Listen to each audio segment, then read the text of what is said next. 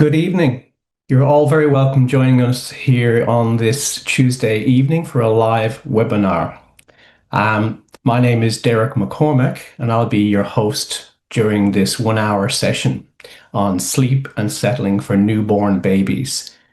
As you may know, we do have a follow-up webinar coming up in just a couple of weeks that takes us out of newborn into later months of infancy, 4 months and beyond. So tune in for that one too if it draws your interest. But this evening, we're coming to you from Melbourne. Myself and our subject matter expert, Fallon, will be talking to you from Melbourne, which of course is the land of the Wurundjeri people, the people of the Kulin Nation, and that land was never ceded.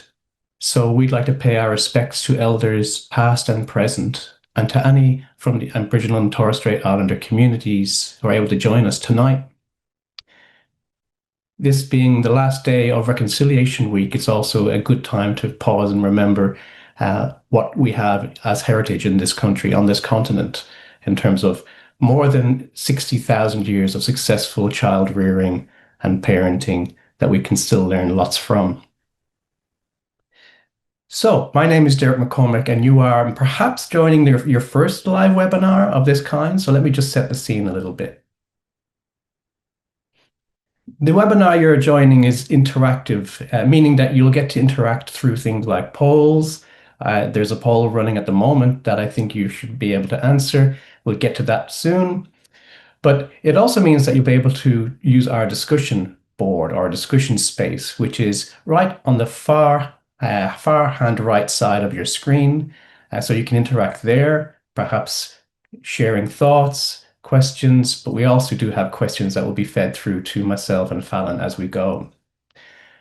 And if your video pauses at any point, it's a good idea to just refresh what you're seeing, refresh your screen, because it might have just gotten a little bit clogged up in the bandwidth. So do that if you're feeling that your video has paused. In the chat room, in the chat box, we're also joined by Anne, who's a very experienced moderator for our webinars, and Anne can interact with you if there's a technical problem or you need to get some support. So that number for extra support can be in the chat room as well. If you need that technical support, the number will be in the chat box. Thanks to Anne. We also let you know that this webinar is being recorded. We find that the webinars are quite popular for those who couldn't make it on the night to watch it later on. So it will be sent to everybody who registered but couldn't make it here for the live session. So look out for that in your inbox. Now, why are we able to offer a live webinar in a series of live webinars that are free and hopefully very useful to those who attend? We're able to do that because of the collaboration between these three organisations. The Victorian Government, in particular the Department of Family Fairness and Housing, have funded this work, bringing you these live sessions, this time on sleep. The parenting webinar that you're about to enjoy was developed by the Parenting Research Centre in close collaboration with the Raising Children Network. Those two organizations at the bottom are very much interwoven. We have teams in both organizations working together all of the time. So that's where this material has been pulled together and prepared for you tonight. But truly, it's our subject matter experts that we showcase in these webinars, and that's who you'll be getting to meet very soon. Now, if something comes up for you during this discussion, something that is a little bit triggering or upsetting for you, do remember there's lots of places to go for additional support. While we're discussing sleep and infancy, it can be a time where there are challenges. If you're feeling overwhelmed or you do need extra support outside of this sort of information session, do reach out. And of course, Raising Children Network has a lot of listed hotlines and supports. So just jump onto raisingchildren.net.au. You can also always contact Parentline in your state, Lifeline, or other government services that are there for you if you need that extra support. So who is this webinar for? Well, it's really suitable for expectant parents, and I see we already have a number of expectant parents here joining us tonight. but also parents or carers with babies 0 to 3 months. Like I say, we have another webinar coming very soon that goes beyond those 3 months.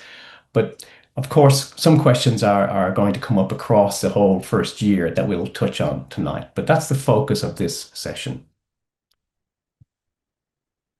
Now, there is a poll that's been running in the background where we thought it'd be interesting to see, in a sense, who do we have in the room? And we asked the question in a poll, which of these applies to you in terms of how old your baby is? You could be attending as a parent who's still pregnant, so a parent to be, so you're getting prepared, or you could have a child who's 0 to 3 months, and that's your age range, or you could have a child who's older than 3 months, and that's your focus, is the child that's in that bracket. Or we have also there the opportunity to say that you're attending as a professional, not so much as a parent, but a professional, and not particularly focused on one age bracket. So with that poll running in the background, I'm now going to end the poll. Maybe I'll just give it a couple more seconds, give people a chance to answer, and then I'll share what we have in our results. So what I think you're seeing on your screen is what I'm seeing, that we have quite an interesting split. Fantastically, we have 44% of participants are focusing on those first 3 months, so you're in the right place. We have 24% of our attendees saying that they're still pregnant and getting prepared, which is fantastic to be thinking ahead that way. We have 5% who are focusing on over 3 months, so ticked over into that later bracket. So I'm guessing we might see some of those parents back again in a couple of weeks. And finally, 27% indicating that here's a professional. What I'll do now is just move on to introducing our speaker. So Dr. Fallon Cook is a pediatric sleep practitioner and a researcher. She is also the co-director and pediatric sleep practitioner at Infant Sleep in Australia and Children's Sleep Australia. Fallon is an author and instructor of pediatric sleep programs, a range of programs over the last 2 decades. And Fallon has worked closely with babies and toddlers who are experiencing sleep difficulties in a range of contexts. Fallon has received awards recognizing her contribution to sleep research. She has published many pieces of research output in a range of major scientific journals. And also, Fallon is the mother of 3 children. And I'm delighted to have Fallon here because at one time in the past, we worked in the same organization, which was the Parenting Research Center. And then from now time to time, we've managed to reconnect around sleep, especially. So Fallon, welcome. Thank you so much for having me, Derek. I'm really thrilled to be here. It's great to have you. So what we're going to do from this point for the next little while for our participants is to have a conversation. Fallon and I will talk around a few questions that we've gleaned from those who registered, but also from our own thinking and Fallon's thinking about what are common questions that get brought up in this kind of session. We'll do that first, but then we won't be just a talk fest where we'll stay with those questions we've prepared. We'll then come to you and come to the questions that you would like to have discussed this evening. So do use that feature where you can ask questions and we will collate questions and we'll get to those questions in just a little while. But to start off and to properly invite Fallon into the conversation, I'm going to kick off with one first question, which is sort of like a boiling down of a few questions. So Fallon, starting at the beginning, this is sort of a question around the experience, or what is often the experience. A new parent, let's say I'm a new parent and I've just brought my baby home. What can I expect in that first phase? What can I expect around their sleep? What will I be seeing? Yeah, it's a fantastic question. And I love that we've got so many parents joining us, or soon to be parents joining us tonight, who are keen to learn a little bit about what it might be like when that baby comes home. Look, with sleep, if for a newborn, it can be a real mixed bag. There can be lots of ups and lots of downs. But what I would be thinking about is that a newborn baby has a circadian rhythm or a body clock that is very, very immature. Which can mean that often babies are born and they don't really know the difference between day and night. So that's quite common that parents in those first couple of weeks might notice that their baby's sleeping quite a lot during the day and then they're waking up an awful lot overnight.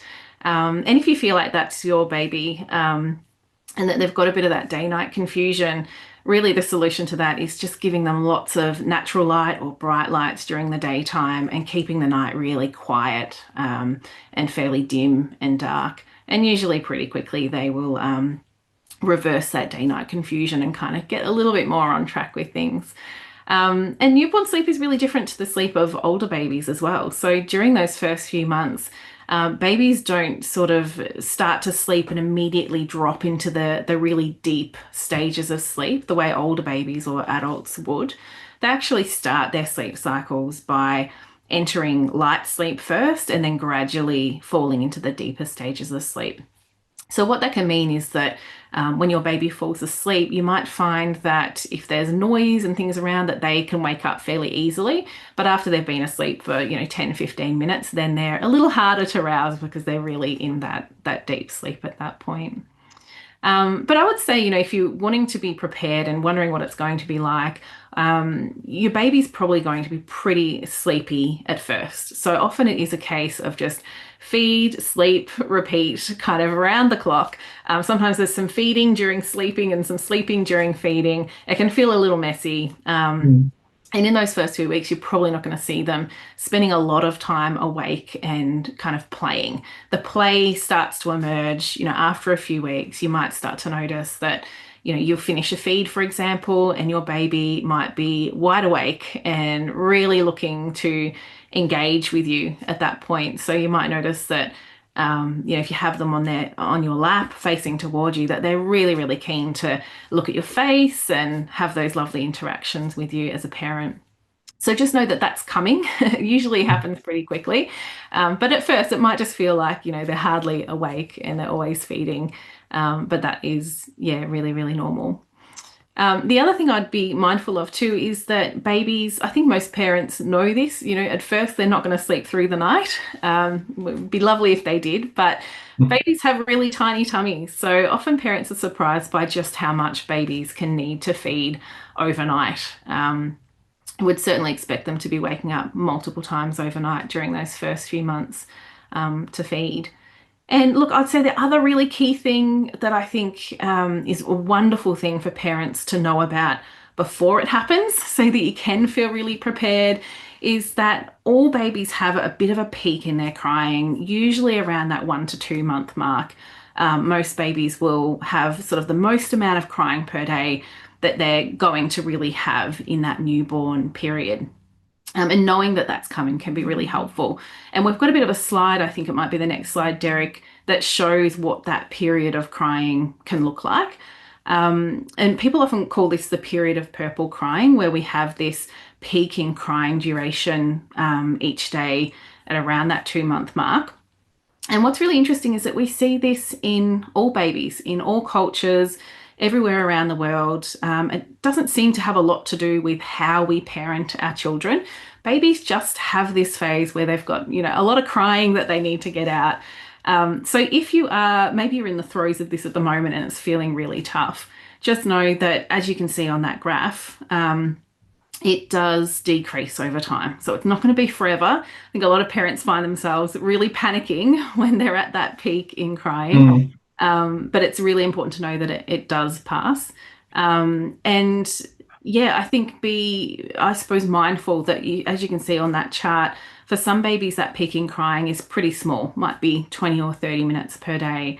But for others, it can be a lot. It could be 5 or 6 hours of crying per day. And it doesn't necessarily mean that there is something wrong. It can just be that you have a baby who we would call a high crier, where they just seem to spend an awful lot of time crying. But even if they are a high crier, you can see on that chart that it does start to peter out. Thank goodness. Thank goodness for that. But and probably moving on to the next slide, we have a great chart. It's one of the Raising Children's Network's charts. Actually, it's the one just before that, Derek. Yeah, that one. So this is a great thing to check. So when your baby is crying a lot, I think naturally as parents we think, oh my gosh, there's something seriously wrong. It can really help to work through this chart just to check a few things off the list and reassure yourself that you've covered off the important things. So yeah, checking if the nappy is dirty. Is there something making them uncomfortable? Are they unwell? Because we know that some babies do just have some unsoothable crying where it really won't matter what you do. You'll do all the lovely things to try and calm your baby, but it might not be enough, and it might just be a period of unsoothable crying, which is very challenging. But like I said earlier, it will pass, and it does definitely get better. That's a really nice snapshot of those first weeks, and I'm sure it's going to be helpful to those who are joining us pregnant. That my takeaways, and speaking from my own memory of having very small people, is firstly, I didn't really make the connection myself with the size of a baby's tummy and how often they would need to wake up. That's just so intuitive now that you say it. And then, of course, the peak crying, which we often hear about, but it's not till you're living it and you realize, yeah, this is what it's like. It really does peak, and then it moves on from there. Thanks, Fallon. We have already some thoughts and questions coming through. I'm going to be disciplined and hold off just for now while we get to another question or two. The next one I thought we could go to, and I'll just come back to this screen. I imagine a lot of new parents will want to know how much sleep to expect. So it's, as you say, it's a bit messy. It's a time of lots of change in just a few months. But what can you tell us about that? What a parent might expect in terms of amount, how much sleep they'll see? Yeah, it's a really common question we get asked in our clinics, because so many parents are thinking, "Oh, is it enough? Is it too much? Is it not enough? Are they doing everything as they should be doing?" So it's really, really important to know that there's actually a huge range of typical sleep for babies 0 to 3 months of age. So it can range anywhere from about 11 hours of sleep per 24 hours through to 19 hours of sleep per 24 hours. So that's a huge difference. That's 8 hours of potential difference between different babies. And actually, we do have a chart on this one, Derek, sort of showing that range of sleep that's possible at this age. And it shows 19, so 19 hours, that's only 5 hours of waking time for some infants. yeah, that's it. So all babies have a different amount of sleep that they seem to uniquely need. So, yeah, you could have a baby who maybe needs 12 hours of sleep in a parents group beside a baby who's needing 18 hours of sleep. So obviously for those parents, it can be quite alarming to see another baby who is sleeping a drastically different amount to your own. So I think knowing that's the range of typical is helpful for parents, to be able to sort of go, well, if my baby's falling in that range, they're probably okay and they probably are getting enough sleep. But that kind of neatly brings me on to one of the other things I wanted to discuss when it comes to sort of the amount of sleep that babies get is a lot of parents, even in the very early months, will be noticing there's a lot of information online about, if your baby's this age, they need to be following this kind of rigid age-based schedule. And often they're very, very prescriptive, those schedules. But of course, they are a static thing. They don't adapt to different babies. And those schedules don't allow for natural variability between babies, for babies that might have a lower sleep need or a really high sleep need. And there is just a lot of misinformation out there, around that, like all babies need this particular amount of sleep at this particular age. And what I find really concerning about that is that I feel like so often it is sort of setting parents up for failure because they're trying to meet this, really rigid Mm, schedule. They're thinking, well, my baby has to have a nap of this particular duration at this specific time. And then, of course, if your baby, hasn't read the plan and isn't across this rigid schedule, maybe they can't read yet, mm, then they just might not follow that plan. So often that leads to parents thinking, oh, I'm doing something wrong.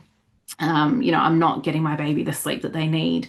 And I think that's a real shame because babies, yeah, just don't work like that. Those rigid schedules often just aren't a great fit. And we certainly don't want parents to be, spending hours and hours trying to settle a baby in a dark room, and this baby's just not ready for sleep. Babies who aren't ready for sleep, they're typically really wanting to engage and interact with their parents. And if that's what they're needing, we don't want to deny them that. So I think just be Mm, mindful of that as parents that, for some people, a rigid schedule might work, but for the majority, for this early age, it really helps to be a bit more flexible and to just look at the baby that you've got in front of you and what they're needing. okay, that's really really good. And also a reminder when it comes to that misinformation or contradictory information. It's if you're finding it online, check your sources and try to drill down to where that advice is coming from. If it seems quite prescriptive, because there is a lot of noise out there. Yeah. And this is a direct follow-on question, Fallon. So we've talked about what might be an approach in those first months and what a parent might see and how perhaps focus on what their child needs. The next question is, what would you say to a parent who is trying to work out their own baby's sleep needs? So they're taking your advice and they're trying to figure that out. What would you give them as tips there? Yeah, so first of all, I would say start by looking at your baby's tired signs, because often that's the best guide for when they're truly needing to go down for sleep or for a nap. So there's a few things there I would be looking for to really gauge that they are ready for sleep. I think one of my favorite ones is the sort of long distance stare off towards the horizon over there. So for babies, babies love to look at faces. It's one of their favorite things to do. So if your baby, is with you, they're happy looking at your face, but then they're starting to really struggle to focus their eyes, this far in front of them. Often the head will turn and they'll start to stare, and that can be a sign that they're starting to tire. Other things are jerky limb movements. So often they go from being reasonably, somewhat fluid with their arm and leg movements to suddenly there's a lot of sudden kind of jerky movements. So it's another Mm. sign that they're starting to tire. But ignore yawning. So for really little babies, yawning actually isn't a sign of tiredness. They do it for other reasons. I'd be more focused on that distant stare, and the jerky Mm. movements, because what we know is that if you do pick up on those tired signs and they're not yet upset and crying, if you then go to settle them for sleep, they're much more likely to settle really easily for sleep. But if we leave it a bit too long and they're getting, really upset, it can be very hard for them to wind down and fall asleep. So certainly I would start with just looking at their tired signs and trying to follow those. And if that's not working, because I've certainly seen plenty of parents in clinic who say, my baby shows no tired signs, it's a Mm. complete guessing game. So, in that case, often what we suggest is just start to track your baby's sleep. And this is one that I always have a caveat for, which is if tracking sleep is going to make you very anxious, recognize that in yourself. It might not be a good idea for you to do it.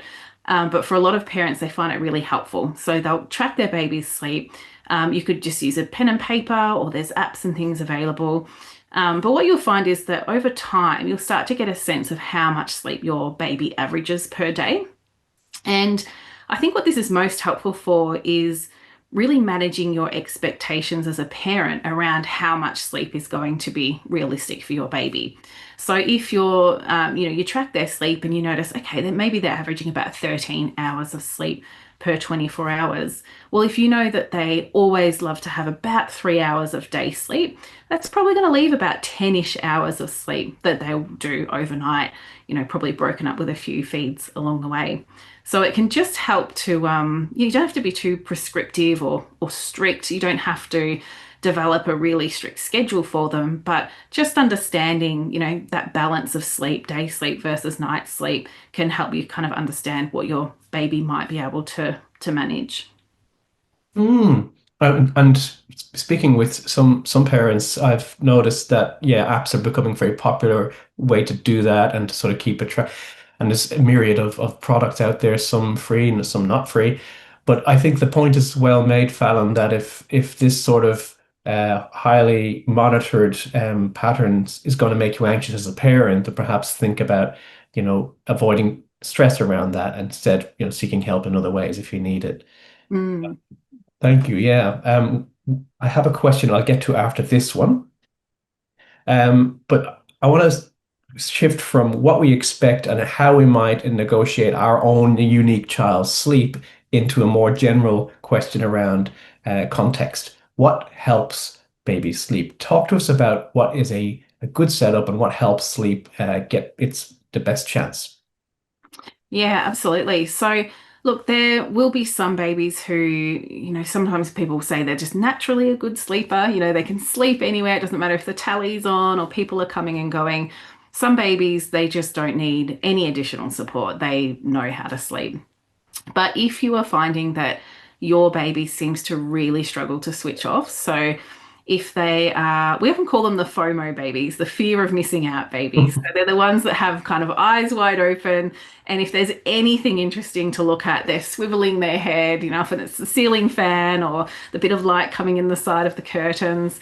If they're like that and they're really, they love a lot of stimulation, often those are the babies that really struggle to sort of wind down and switch off because sleep is a process of, if you think about your own adult sleep, it's a process of ignoring what's going on around you and letting your brain kind of drift away. So if you notice that your baby just seems, they're lying in their cot, but their head's swiveling and they're interested in everything, that's when having a darker environment for sleep can be very, very helpful by just removing that visual stimulation. So often these busy babies will just drift off to sleep and their day naps become a lot easier. And another thing too, if they are very, very stimulated by noise, so they're woken really easily by siblings or traffic or the Australian wildlife can be pretty loud at times. Mm. White noise can be really helpful. It could just be having a white noise machine, keep it, a meter or two away from the cot and always keep it below 50 decibels to protect hearing. But it can be, yeah, a good way of just blocking out those sounds that can be really distracting for babies. So that can really help if you have got one of those very busy, very alert babies. I'd also say as well, just to always follow the red nose guidelines for safe sleep. This picture here on the screen at the moment actually is a really good example of a cot that's set up in a really safe way. And yeah, try and keep your baby in their cot in your bedroom, in the parents' bedroom for the first 6 months. It just reduces the risk of SIDS, and then you're close by if they need you in the night. And in this age bracket as well, excuse me. I would just add that swaddling, like this little baby on the screen, swaddling can be really helpful. You might have been taught how to swaddle your baby when you were still in the hospital. Hopefully, you got a few lessons in from the midwives.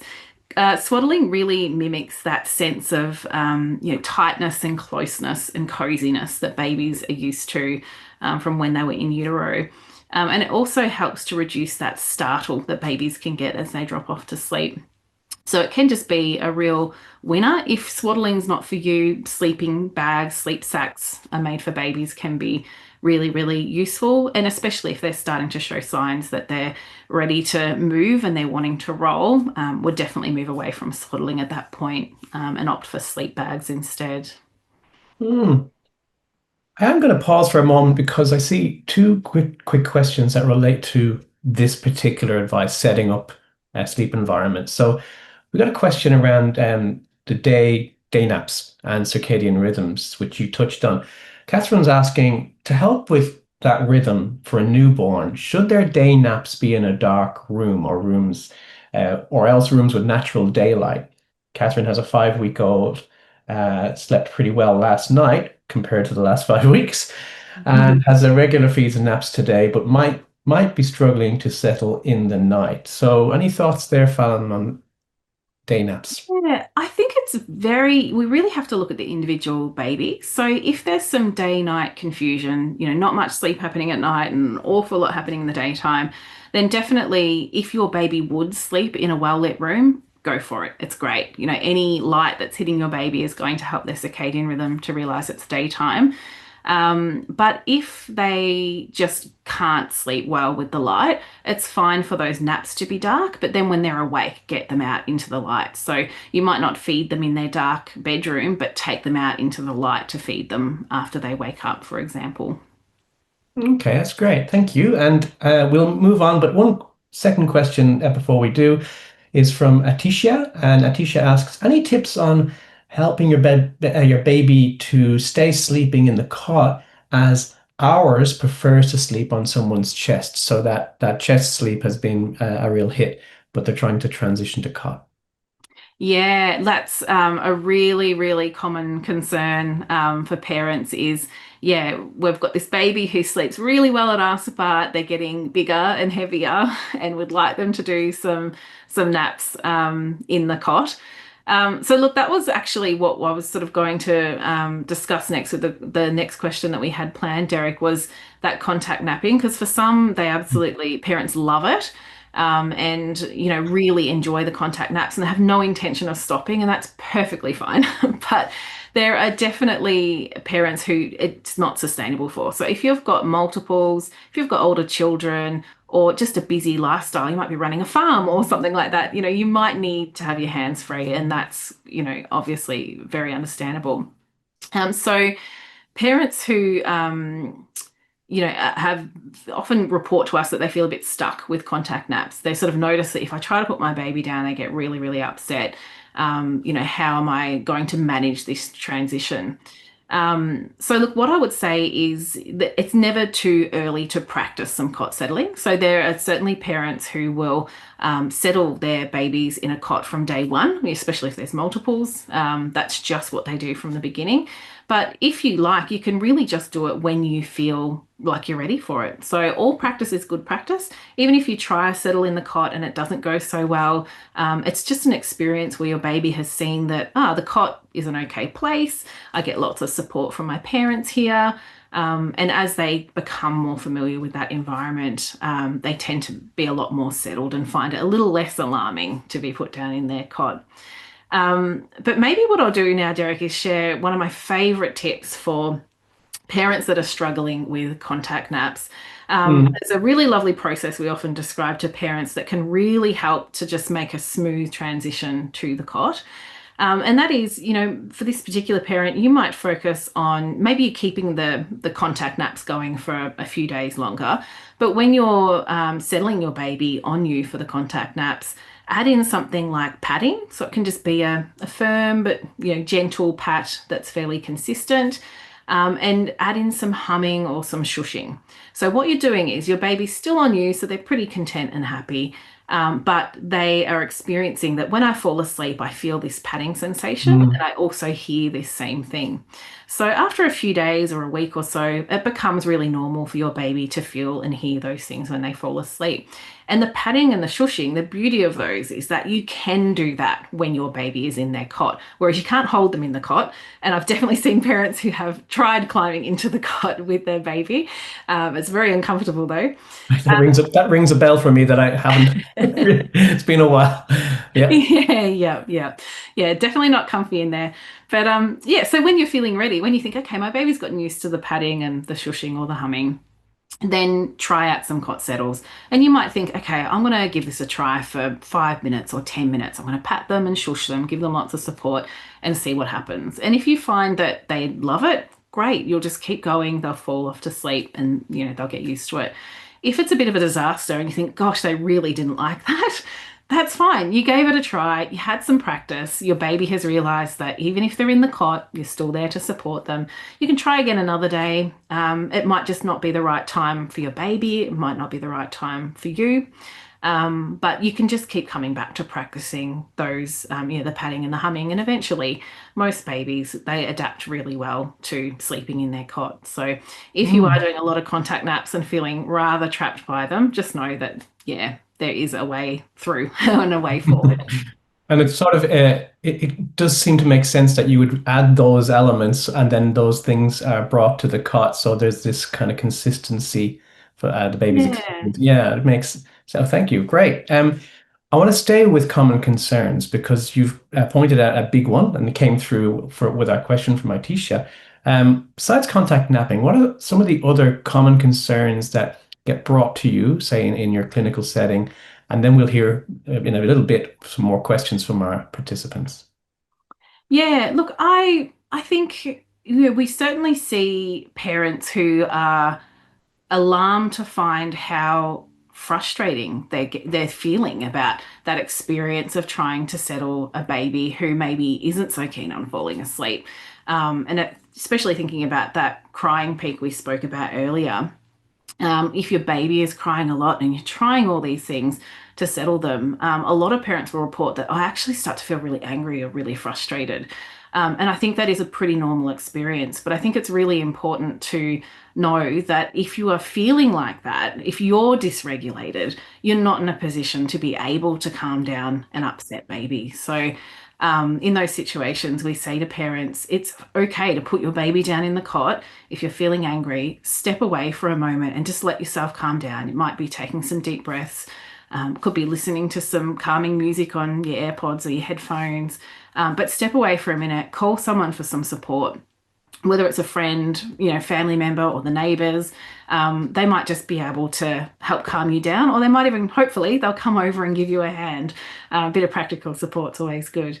But just keep in mind that if you are feeling really worked up, what we want you to do is put your baby down in that safe place, like their cot, and just step away for a minute, spend that moment to kind of regulate yourself before you go back in there. Yeah, and definitely be looking for supports from people around you.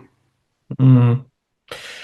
It feels like a very important point, not just around infant sleep, but just parenting. If you're feeling that your emotional wagon is off the rails at the moment, you're not regulated, then it's the point in time to think, do I need to step back? Do I need an extra piece of support right now so that my child gets the best outcome from this moment?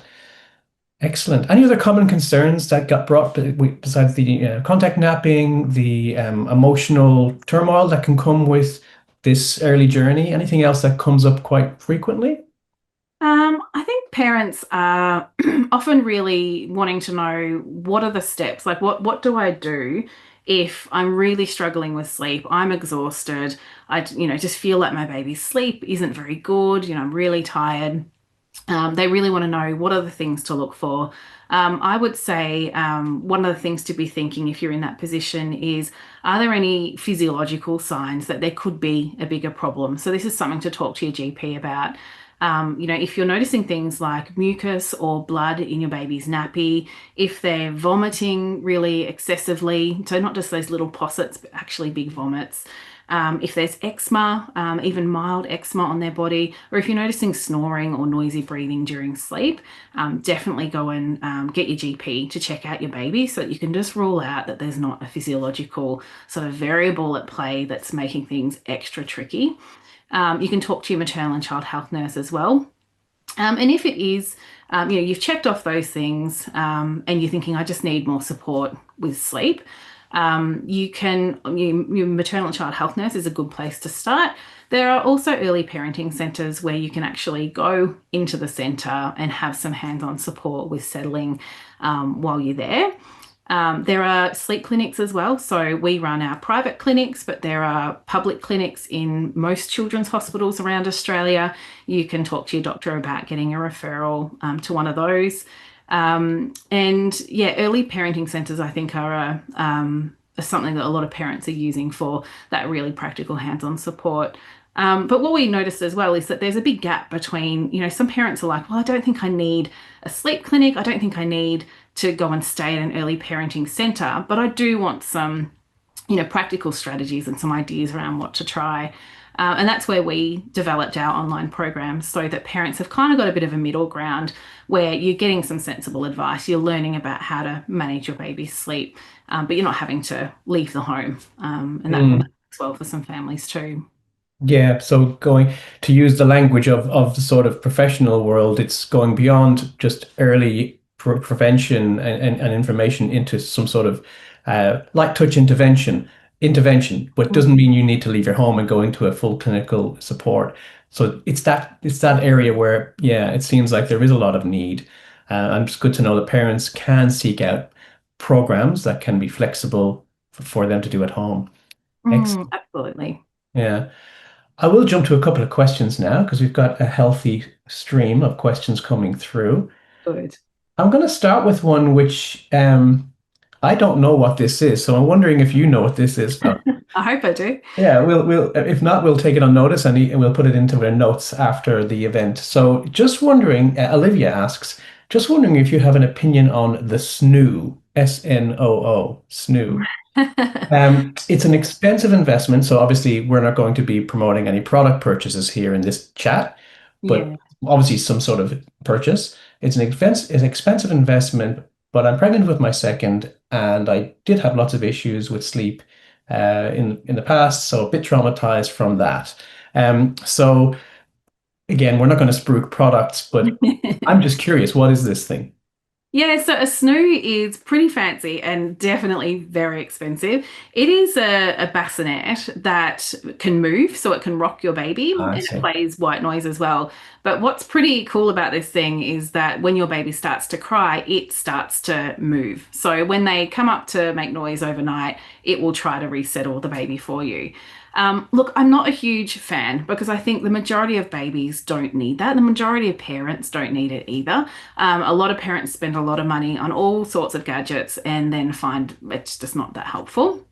With the bassinets that move and make noise, pretty quickly you have to wean them off it. I mean, most babies are moving out of a bassinet because they're starting to roll at around that 3 or 4 month mark. So it might only be a few months that you would use something like that anyway. So if you're on the fence about whether or not to do it, I would just say hold off and see if you even need it because you can always go and hire one at the last minute, 2 a.m. in the morning if you are thinking that it's going to be helpful for you. So yeah, Okay. I think wait and see. Wait and see, which is definitely not us endorsing any particular product. Um, Interesting though, I wasn't aware of that. Next question. We're just going to jump around a bit here because there's a nice mix. So the next question we have is from Catherine, and I'm curious about this one too. It's commonly said, here we go with common sense, but it's commonly said not to wake a sleeping baby. But is there a point where that's okay? I.e., they've slept for a bit, you need to head out the door, so you transfer them into a bassinet or a car, etc. So this is a real everyday moment question. What's your take on that and the commonly said bit? Yeah, look, you can wake a sleeping baby, and sometimes it's really important to wake a sleeping baby. So, for starters, Catherine gives a good example. Sometimes you have to get out the door. You might have older children as well, things you've got to go and do. If you need to wake your baby, it's totally fine. It's not going to do any harm. But also, if you maybe thinking of that example of if a baby has day-night confusion, so they're trying to do some big, long, hours-long stretch of sleep in the daytime and then they're awake most of the night. You actually want to start waking them up from those naps if they're stretching on too long, so that you can try and get some bright light into them, some hopefully a little bit of playtime and some interaction, so that they start to realize that actually we shouldn't sleep so much during the day. We want to do a little bit more of that at night time. So yeah, you absolutely can wake a sleeping baby. Most people don't like to do it, but if you need to, go for it. It's totally fine. Great. And this question's a bit of a flip. It's kind of the flip of the first, the previous question, because Diana asks, if my newborn is awake and alert in the middle of the night, so they've woken themselves up, they're alert, should I be playing with my baby then? Or is it better to try and associate nighttime with sleep and encourage my baby to go back to sleep, even though they seem quite alert? So it's sort of Excellent related. question. Yeah, it's an excellent question. Look, I would say when it's nighttime and you would rather your baby be asleep, try to keep interactions to a minimum. So you might do lots of cuddles and things like that, but you want to keep it really dim, pretty quiet and pretty calm. So they're realizing, oh, it's not a lot of fun to be awake at night. And with that darkness and lack of energetic play, that you're actually directly telling their circadian rhythm, this is not the time to be awake for these long stretches. Of course, babies will wake up to feed, but we don't want them waking up to play.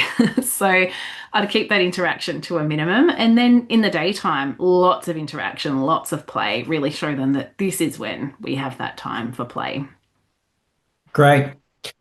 Now, Mira has been really paying attention to her child and has a question for you. So Mira asks, my bub sleeps for one sleep cycle during the day, 50% of the time self-settles to sleep, and however is wide awake after that, and I need to rock them and have a longer nap. How can I fix this? Oh, I love this question. So, what Mira is describing is catnapping. So, catnapping is when your baby just has one sleep cycle and then they ping awake and they're ready to go. And often that sleep cycle is, yeah, sort of 30 minutes or so long for the really little babies. There's a lot of misinformation out there, a lot of, noise online, people suggesting that catnaps are bad for babies, and they're not. All sleep is good. We don't need to worry about catnaps at all.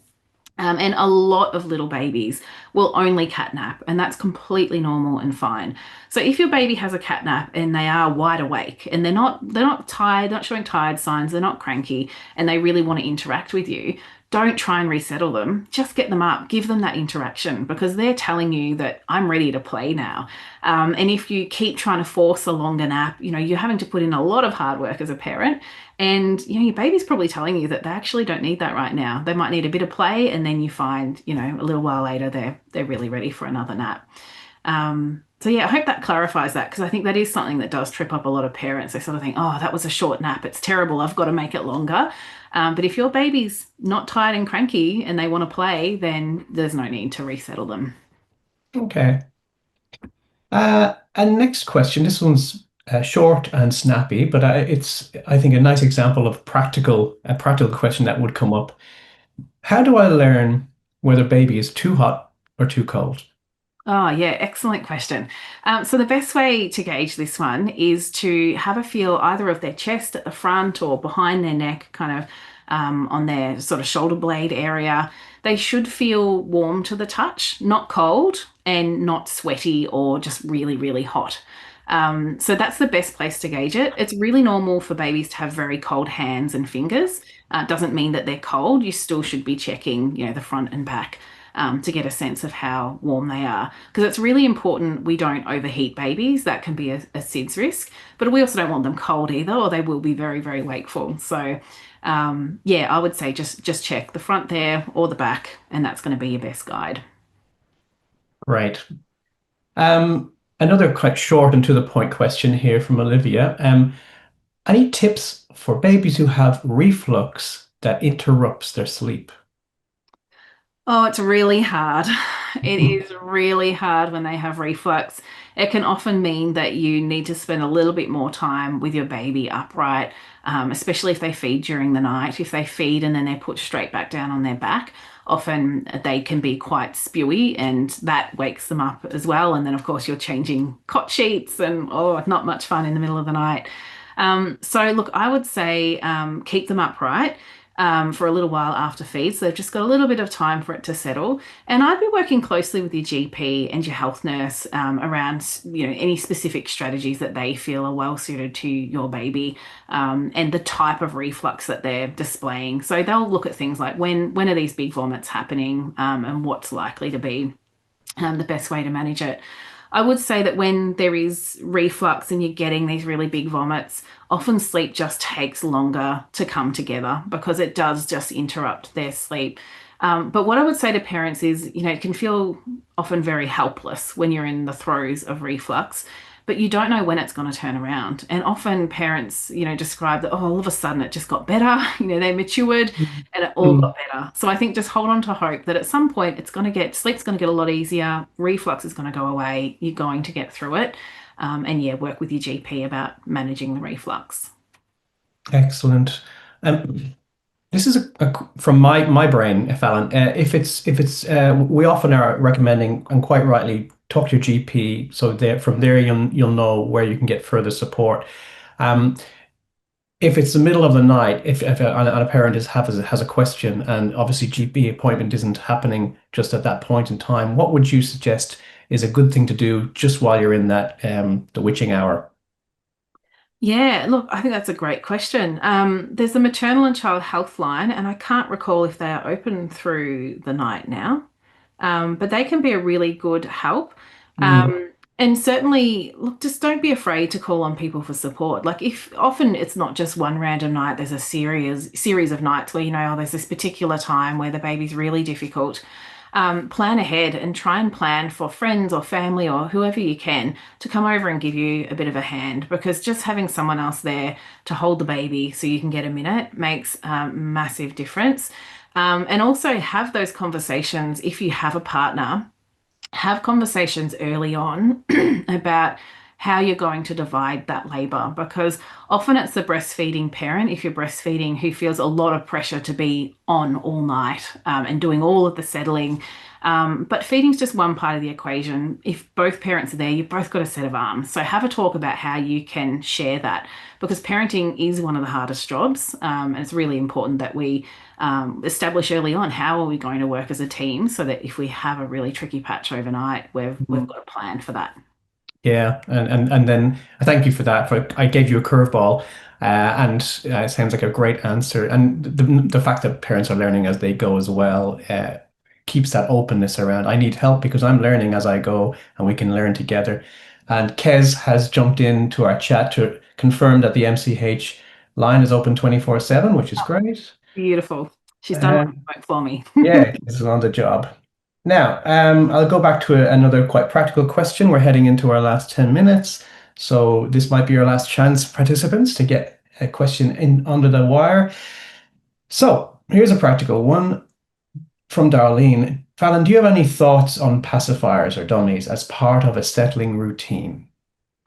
Yeah, so I'm not really here or there on dummy use, so I don't have any firm like you've got to avoid them or every baby needs one. It really comes down to the individual baby. Some babies are so comforted from suckling that a dummy is just the most useful thing for sleep. It helps you get through those tricky moments, or if you've got a baby who's unwell, it can be incredibly helpful, or a premature baby as well. So they can be really, really helpful. And it might be that that becomes something that your baby always uses for sleep, which is perfectly fine. So, yeah, dummies are absolutely fine, especially in these early months. Some parents really worry about longer term habits. And I mean, I could probably talk about that research all day, but in summary, there's not really good evidence that dummies do a lot of harm unless children are using dummies when they're 4 or 5 years old. So most children don't want a dummy at that point. It's probably not something you need to worry about. But often the concern around dummies and sleep is that there'll come a point where your baby will only want to fall asleep with their dummy. Usually they're over 4 months of age, but during the night it will fall out of their mouth and they won't know how to replace it themselves. So often parents are then having to replace it a lot and it can really interrupt parents' sleep. Often they're about 7 months old when they figure out how to replace their own dummy. So there's always that sort of moment where parents have to decide, oh, do we want to keep giving the dummy and we just put up with replacing it overnight for a few months? Or is it time to just get rid of it? And a lot of parents will get rid of it around that maybe 4-ish month mark. But very much personal decision. You know, if you're feeling, if you don't have a lot of practical support around you, the dummy can be, you know, a godsend. So for some families, it makes sense to keep it. Great. Okay, I'll just say to our participants, we do have feedback, very quick survey that you can jump into as we get to the end of this session. Please do that. It lets us know what we got right and what we want to tweak. So please give us the feedback. Okay, a couple more questions. Here's one which I think is another angle on a common question, but it's a particular angle. My baby's 3 months old. When do you need to start developing a bedtime? So Tracy's thinking about when does bedtime become the thing to focus on? Yeah, look, I would say around that 3 month mark is really spot on. So there's two things you can think about. One is having, like, starting to have a fairly consistent bedtime. So it really becomes like a signpost for the circadian rhythm that this is the time when we need to be ready for sleep. So you can start to aim for a certain time in the evening when they go to bed. And the other one is around that bedtime routine. For a 3 month old, your bedtime routine might be pretty brief because usually they're tired, they want to go to sleep. We don't have a lot of time before they're going to get really, really cranky. And so it might just be, you know, things like using the same order. So it could be that it's giving them a wipe down or a bath, and then you do pajamas, and then you have a cuddle and sing a song. Or some parents will start to read a very small, basic kind of board book type thing. And then it's popping them down. You might have a special goodnight phrase that you like to say. It can be just simple things like that that might take a few minutes, and those things start to signal to your child that when this process of events starts, we really need to be getting ready for sleep. And bedtime routines are a great way to prepare your little one's brain that, sleep is coming. So get ready. Love it. Okay, we will jump into another question from Catherine, which is okay.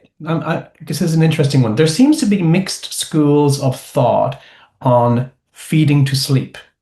So this Mm. might be one of those areas of discussion that has a lot of noise online, I'm guessing. So feeding to sleep, what's your thoughts? What are your take on that, Fallon? Yeah, there's a lot of noise online about this.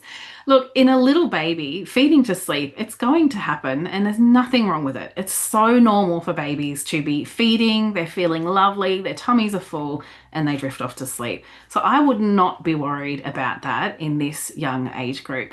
Where the contention comes in is in older babies. So older babies over 4 months of age, if they're always fed to sleep, the majority of them will start to wake up a lot overnight thinking, where did you go? I want that feed back to sleep again. And that's when it can become exhausting. So while your baby is still really young, I wouldn't be worrying about that. As they get older, if you're finding that feeding to sleep is becoming a problem for you, then you can do something about that then. And there's many gentle, supportive ways that you can transition your baby away from that. You're going to hear a lot of conflicting things online about how it's, we mustn't change these things. But I think, the common sense middle ground is that, of course, we can gently transition a baby to a different way of falling asleep when the time comes and when the family it feels ready and the baby's ready. It can be done. So try not to worry in these early months. Again, a reminder to try to avoid falling prey to prescriptive, you must do this at this time kind of advice online. Um, Here's an interesting one I haven't heard of before. Any advice on babies? This is Janelle who's wondering, any advice on babies or infants who do not close their eyes when they sleep? So eyes are half open or three quarters the way open while they're sleeping. Yeah, so this can happen.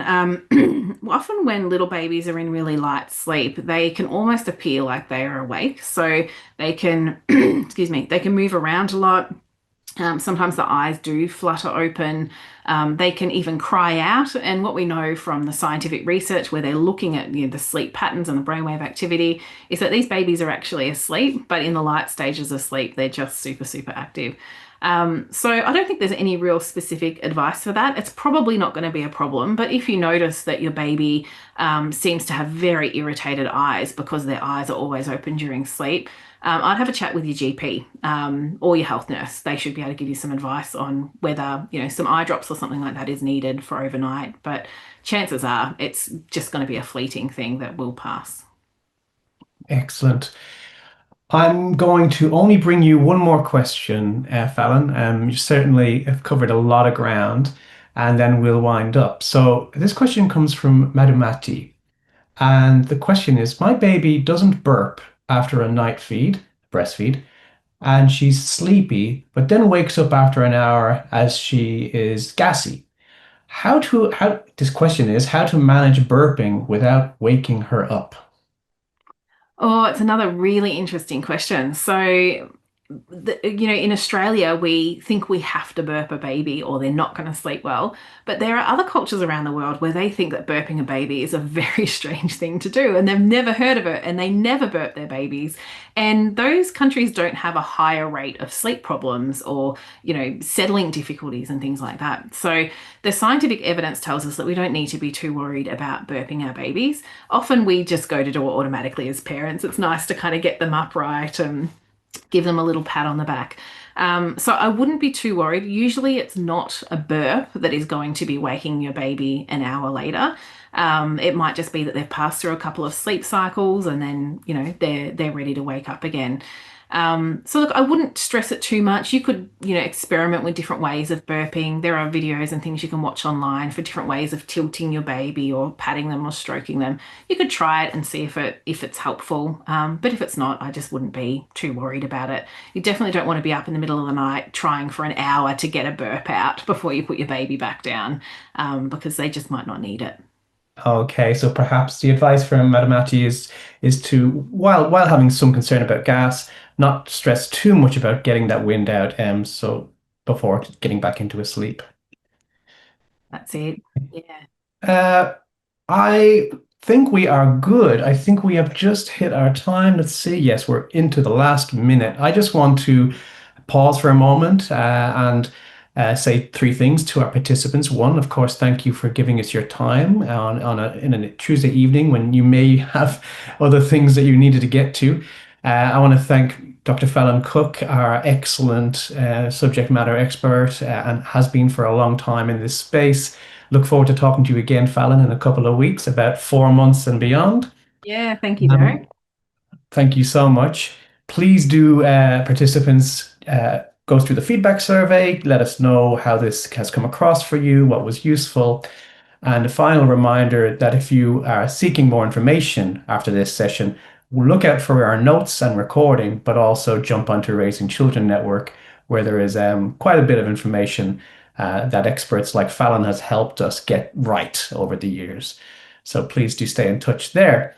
Very last thing, if you're interested in learning more about other work Raising Children Network does, there's also the Raising Healthy Minds app. Again, it's free. Again, it's evidence-based, but in this case, it focuses on social and emotional development. So early mental health and emotional development, something you may or may not be aware of. And we'll finish there with a final reminder of those supports and services that are there for you should you need them. And with that, we'll bring it to a close. Thank you again, Fallon. Thank you, everybody, for participating, and we'll see you all next time.